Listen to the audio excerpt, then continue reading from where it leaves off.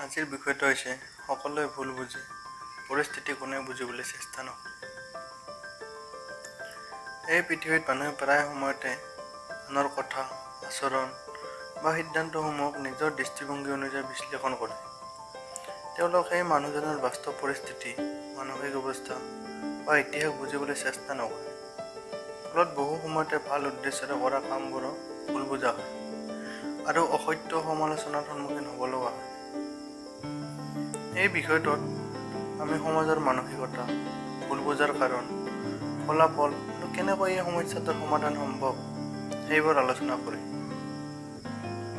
ভুল বুজাৰ কাৰণো অজ্ঞতা আৰু ধৈৰ্যৰ অভাৱ। মানুহে পৰিস্থিতি বুজিবলৈ সময় নিদিয়ে। ধৈৰ্য নাথাকিলে যিকোনো কথা ভুলকৈ ধৰি লয়। আগতীয়াকৈ মতামত গঠন। আগতে শুনা কথাৰ আধাৰত মতামত গঠন কৰে। তেওঁ আগেই এনেকুৱা আছিল, এতিয়া নিশ্চয় তেনেকুৱাই কৰিছে। আত্মকেন্দ্ৰিক মনোভাৱ। মানুহে নিজৰ দৃষ্টিভংগী অনুসাৰে সকলো পৰ্যবেক্ষণ কৰে। আনৰ দৃষ্টিভংগী বুজিবলৈ মনোযোগ নিদিয়ে। গুজব আৰু সামাজিক মাধ্যম, ভুল তথ্য, গুজব বা অপপ্ৰচাৰৰ ফলত বেছিভাগ সময়ত ভুল ধাৰণাৰ সৃষ্টি হয়। বাস্তৱ জীৱনৰ উদাহৰণ, এজন দৰিদ্ৰ ছাত্ৰ স্কুলত সময়ত উপস্থিত নোহোৱা বুলি শিক্ষক বা বন্ধুৰ বাবে সি এলেহুৱা। কিন্তু সি ঘৰত মাক বাপেকৰ সহায় কৰে। সি বাকী কামবোৰ সামৰি স্কুললৈ আহে। এজন ছোৱালীৰ চুপচাপ স্বভাৱ। বহুতে ভাবে তাই অহংকাৰী, মানুহৰ লগত কথা নকয়। অথচ তাই হয়তো অতি সংবেদনশীল বা ভীতু স্বভাৱৰ। এজন কৰ্মচাৰী কামত দেৰিকৈ আহে বুলি মেনেজাৰে ভাবে এলেহুৱা। কিন্তু সি হয়তো পৰিয়ালৰ বহুতো সমস্যাত জড়িত, মানসিক চাপত ভুগি আছে।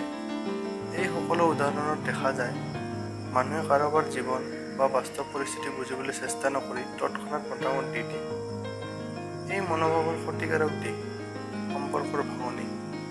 ভুল বুজাৰ বাবে ভাল বন্ধুত্ব ভাঙি যায়। পৰিয়ালৰ মাজত মিলাপ্ৰীতি কমি যায়। আত্মীয় স্বজনৰ লগত ভাল সম্বন্ধ নাথাকে। পতি পত্নীৰ মাজত কাজিয়াৰ সৃষ্টি হয়। মানসিক চাপ আৰু একাকিত্ব। যাক ভুল বুজা যায় সি ভিতৰি ভাঙি পৰে। নিজৰ সমাজৰ পৰা বিচ্ছিন্ন অনুভৱ কৰে। অকলে থাকিবলৈ ভাল পায়। সমাজত অবিশ্বাস আৰু নেতিবাচকতা। যদি সকলোৱে আগতেই ভুল ধাৰণা লৈ চলে, তেনেহ'লে সমাজত বিশ্বাসৰ অভাৱ জন্মে। কোনে কাকো বিশ্বাস নকৰা হৈ যায়। ফলত সমাজত উন্নতি নোহোৱা হৈ যায়। কি কৰিব পাৰি? সহানুভূতি বিকাশ কৰিব লাগে। আমি প্ৰত্যেক মানুহৰ দৃষ্টিভংগী বুজিবলৈ চেষ্টা কৰিব লাগে।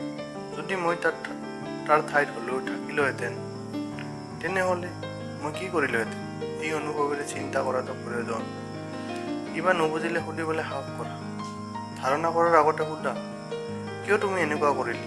সঠিক কথাটো কি? মনোযোগ সহকাৰে শুনা। কথাবোৰ শেষ নোহোৱা পৰ্যন্ত মতামত নিদিবা। প্ৰতিটো কথাৰ প্ৰমাণ বিচৰা। কিবা শুনি আগতে বিশ্বাস নকৰা। স্কুল, কলেজ আৰু ঘৰত এই ধৰণৰ মনোভাৱ গঢ়ি তোলা। সকলোৱে যদি আনৰ কথা বা কামৰ পিছত থকা কাৰণটো জানিবলৈ চেষ্টা কৰে, তেন্তে সমাজ অধিক সহানুভূতিশীল, সত্য আৰু সমজদাৰ হ'ব। ভুল বুজাটো স্বাভাৱিক, কিন্তু বুজাৰ চেষ্টা নকৰাটো আত্মকেন্দ্ৰিকতা। সেয়েহে নিজে সহানুভূতিশীল হোৱা আৰু আনকো বুজাৰ সুযোগ দিয়া। এইবোৰে সুস্থ সমাজৰ মূল। সত্য জানিবলৈ সময় লাগে, ভুল বুজিবলৈ সময় লাগেনে? নিজে বুজা আগতে অন্যক দোষ দিয়া বন্ধ কৰক।